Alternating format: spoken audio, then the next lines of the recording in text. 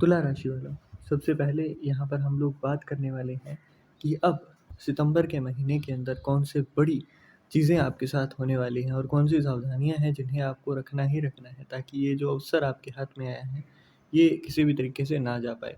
अब अवसर इसे क्यों कहा गया है, क्योंकि यहाँ पर 2 सितंबर को राहु की जो डिग्री है वो कम हो जाने वाली है। 24 से 30 डिग्री के बीच में जब राहु होता है तो यहाँ पर मृत, है ना, राहु हो या फिर कोई और ग्रह हो, उसको मृत घोषित कर दिया जाता है क्योंकि उसका उतना ज़्यादा प्रभाव नहीं होता है। अब राहु जो है वो कम बैक करने वाला है आपकी इसी चंद्र कुंडली के अंदर पंचम भाव में।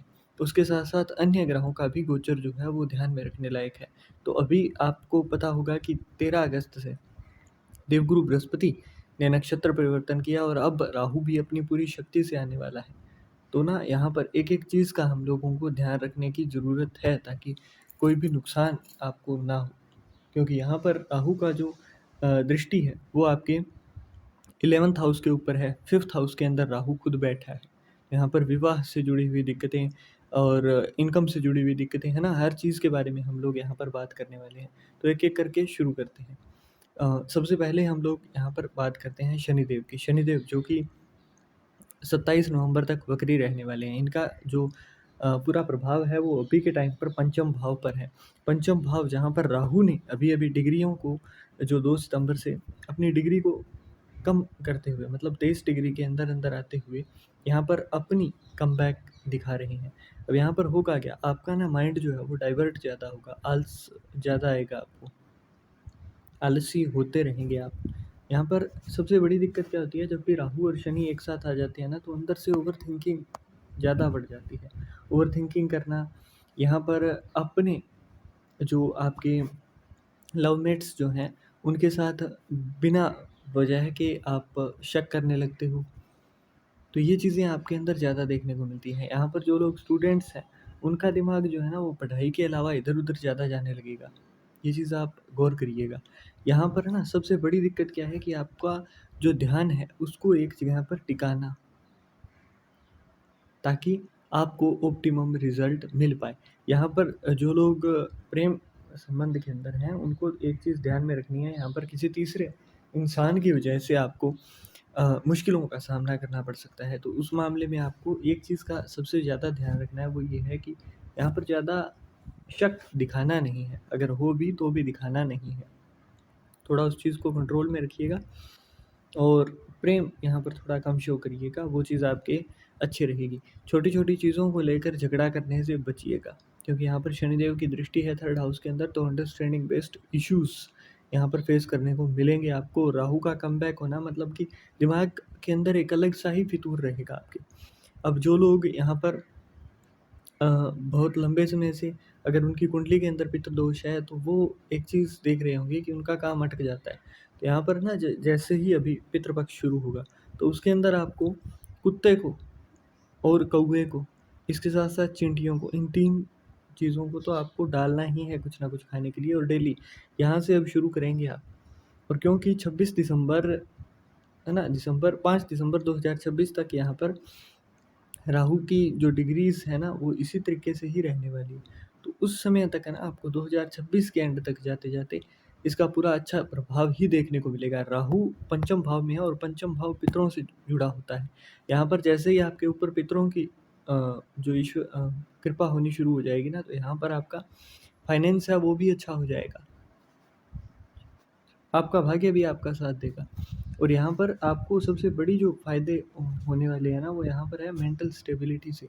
आपका जो दिमाग एक जगह टिकता नहीं है ना, वो फितूर सा चढ़ा रहता है। आपने कोई काम शुरू कर लिया, वो शुरू तो आपने कर लिया परंतु उसका अंत नहीं हो रहा है। वो अपने मुकाम तक नहीं पहुँच रहा है। तो वो चीज़ आपकी होनी शुरू हो जाएगी। आप करके देखिएगा, आपको जैसे ही आप भोजन बनाते हो ना, तो वहाँ पर आपको 2 काम करने हैं। एक तो आप भोजन बनाओ, उसके अंदर डेली एक चपाती जो है वो कुत्ते के लिए और, है ना, जैसे कौवे के लिए, तो वो चीज़ें आपको रखनी ही रखनी है। और उनको अगर हो सके तो अच्छे तरीके से, इज़्ज़त से, मान-सम्मान से। कुछ लोग क्या करते हैं कि भोजन दिया उसके बाद में उसको फटकार लगाते हैं, तो ऐसा कुछ नहीं करना है आपको। आपके घर के अगर बाहर है तो अगर कुत्ता, तो वहाँ पर आपको भगाना नहीं है उनको। आपने खिला दिया, उसके बाद में आराम से आकर बैठ जाइए। ये काम आपको ज़रूर करना है, ताकि यहाँ पर शनिदेव और राहु दोनों का ही अच्छा प्रभाव आपको देखने को मिले। ये जो है ना स्वर्णिम अवसर मिल रहा है आपके हाथ में, अब मौका अगर आपके हाथ में आ रहा है, उसको भी अगर आप जाने देंगे तो उससे बड़ी, जिसे हम कहते हैं ना मूर्खता, वो कोई नहीं होती। यहाँ पर देवगुरु बृहस्पति जो कि आपके नवम भाव में हैं, उन्होंने भी अभी-अभी हाल ही के अंदर आद्रा नक्षत्र से पुनर्वसु नक्षत्र के अंदर गोचर किया है। सेपरेट वीडियो भी बनाई हुई है मेरी, परंतु यहाँ पर भी बता देता हूँ। यहाँ पर आपका भाग्य स्थान जो है वो अब उजागर हुआ है। भाग्य का पूरा सहयोग आपको मिलेगा, परंतु कब मिलेगा? जब आप अपने से बुजुर्ग जो हैं उनका सम्मान करते हो, जब आप अपने गुरुओं का सम्मान करते हो, जब आप अपने जो कुलदेव हैं, कुलदेवी हैं, जो अब आपके इष्ट हैं, उनके साथ आप अच्छे से रहते हो। यहाँ पर है ना पंचम भाव जो होता है वो इष्ट का होता है। पंचम भाव के अंदर आपके यहाँ पर तो 11 नंबर की राशि है, परंतु लग्न कुंडली के अंदर जो भी राशि है ना, उससे के राशि के जो स्वामी हैं, उनके अकॉर्डिंग आप पूजा करना शुरू कीजिए, वही होते हैं आपके इष्ट।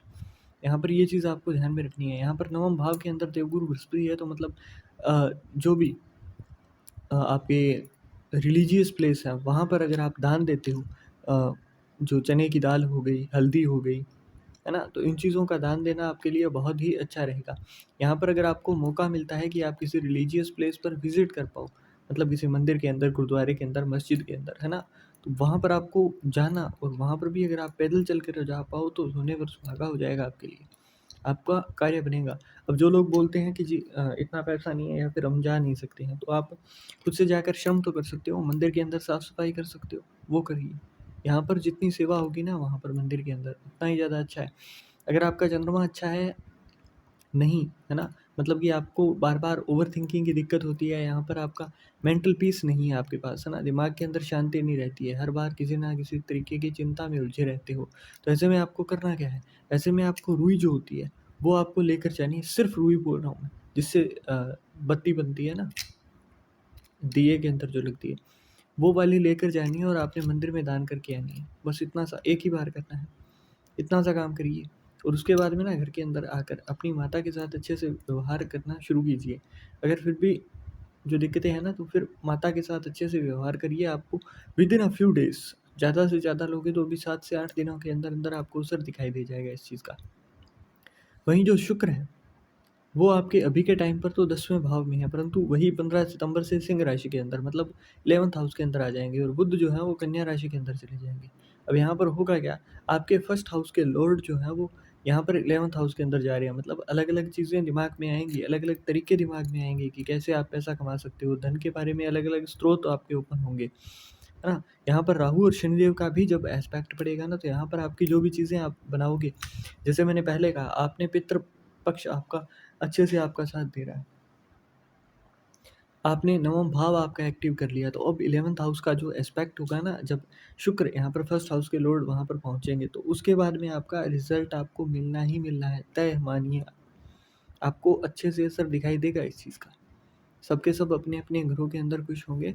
यहाँ पर जब शुक्र का गोचर 15 सितंबर से होगा ना सिंह राशि के अंदर, तो वहाँ पर आपको वो चीज़ें देखने को मिलेंगी कि आपने कुछ कहा। बस एक चीज़ का ध्यान रखना है, कुछ भी नेगेटिव टॉक आपको नहीं करनी है। नेगेटिव और जो होती है ना बातें, कि मेरा तो कुछ हो ही नहीं सकता, मेरे साथ तो यही लिखा हुआ है, मेरी तो किस्मत ऐसी है, पता नहीं कुछ भगवान ने कैसे लिख दिया। तो वो जो सारी की सारी थिंकिंग है उसके ऊपर काबू करिए। यहाँ पर जाने के बाद में सबसे बड़ा काम जो होता है वो ये होता है कि विधवा महिलाएँ हो गई, या फिर जो भी बुज़ुर्ग महिलाएँ हैं, महिलाएँ महिलाओं की बात कर रहा हूँ जिनका जो मंथली साइकिल ऑन हो चुका होता है ना, तो उनकी बात कर रहा हूँ मैं यहाँ पर। उस हर कन्या, उस हर महिला की बात कर रहा हूँ। तो यहाँ पर उनका सम्मान करना है आपको, उनके सम्मान में कोई कमी नहीं छोड़नी है। दूसरा, यहाँ पर बुध जो 12वें भाव में जाएगा ना, तो दूसरों के सम्मान में कमी नहीं छोड़ेंगे, जितना ज़्यादा हो सके ज़ुबान पर लगाम लगाएँगे।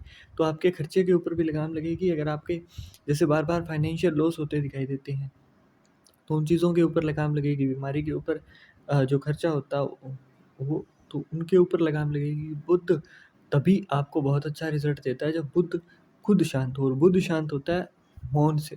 बुध जो है ना आपके गले का जो चक्र होता है और अपने कान जो होते हैं, उनका स्वामी है। आप एक चीज़ ध्यान में रखिएगा, जिसका भी देवगुरु बृहस्पति का एक अच्छा एस्पेक्ट हो, जिनकी कुंडली के अंदर देवगुरु बृहस्पति अच्छे हों, वो इंसान अगर बुद्ध अच्छा हो, उसके कान के अंदर अगर कुछ भी उसके बचपन में बोल देता है ना, तो वो चीज़ वो मरते दम तक याद रखता है।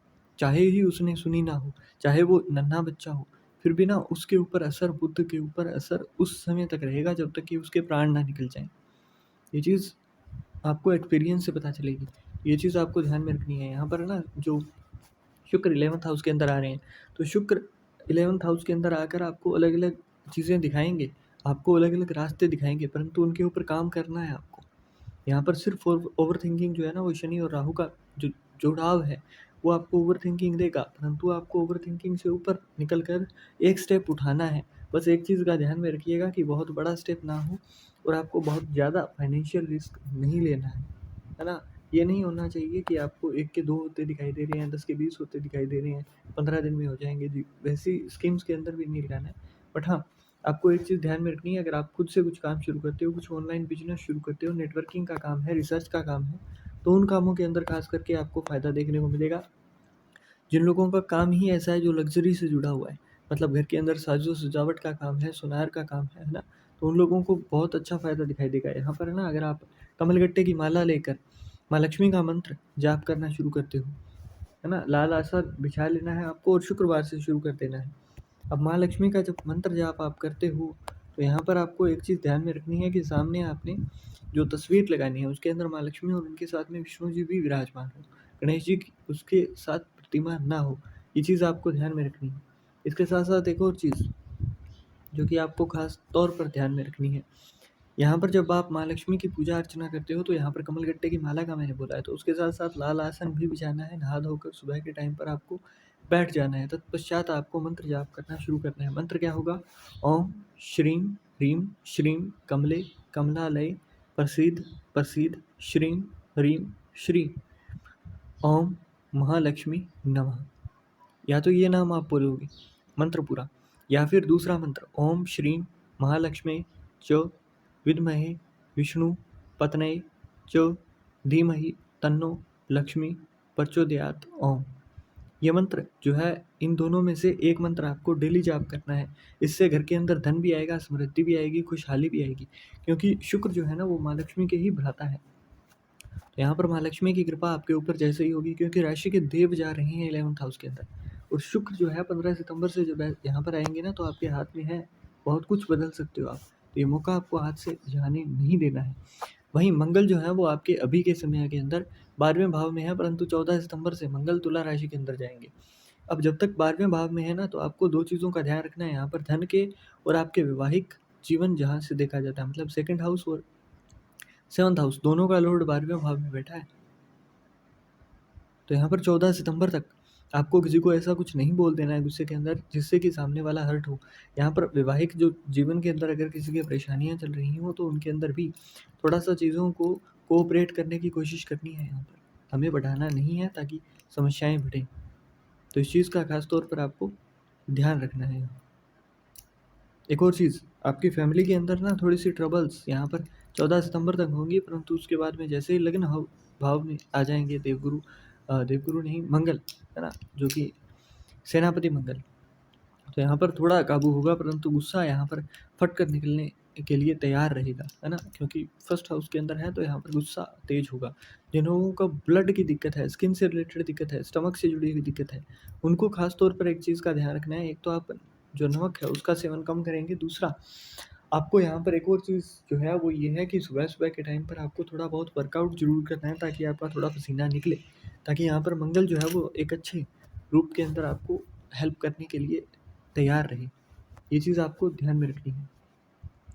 वहीं सूर्य जो है आपके वो 17 सितंबर से कन्या राशि के अंदर, मतलब 12वें भाव के अंदर आ रहे हैं। सूर्य जो है वो आपके 11वें भाव के स्वामी 12वें भाव में आ रहे हैं। यहाँ पर जो लोग विदेश जाना चाहते थे, विदेश जाने की बहुत इच्छा थी तीव्र इच्छा थी कि विदेश जाएँ, वहाँ से कमाएँ, या फिर जो लोग एमएनसी के अंदर काम कर रहे हैं, या फिर जिनका काम ऐसा है जहाँ से उनकी डीलिंग जो है वो विदेशों से होती है, तो उनके लिए बहुत अच्छा समय है। हालाँकि 12वें भाव में लोग बोलेंगे आपको कि दिक्कतें देगा, परंतु यहाँ पर ना फ़ायदे ज़्यादा देगा। यहाँ पर अनजान व्यक्ति को अगर आप सम्मान से बात करते हैं, उसके साथ पंगे नहीं लेते हैं ना, किसी को कुछ बुरा-चंगा नहीं बोलते हैं, तो वो चीज़ आपको फ़ायदा देगी। अनजान व्यक्ति को अगर आप दान करते हो, अब दान किस चीज़ का करोगे, है ना? सबसे बड़ी बात तो यही है। तो यहाँ पर अगर आप हरी चीज़ों का दान करते हो, जैसे आपने मटर दान कर दिया, आपने हरी चूड़ियाँ दान कर दी, हरे कपड़े दान कर दिए, तो वो चीज़ आपको एक अच्छा फ़ायदा यहाँ पर देती हुई दिखाई देगी। वो चीज़ आपका अगर बिज़नेस है, तो उसके अंदर भी फ़ायदा देती हुई आपको दिखाई देगी। तो तो ये चीज़ों का आपको ध्यान में रखना है। इन सभी चीज़ों का जितना ज़्यादा आप ध्यान रखोगे उतना ही ज़्यादा जल्दी से आपकी असर जो है आपकी लाइफ़ के ऊपर आपको देखने को मिलेगा। तो तुला राशि वालों अपना कार्यक्रम जो है वो यहीं हम समाप्त करते हैं।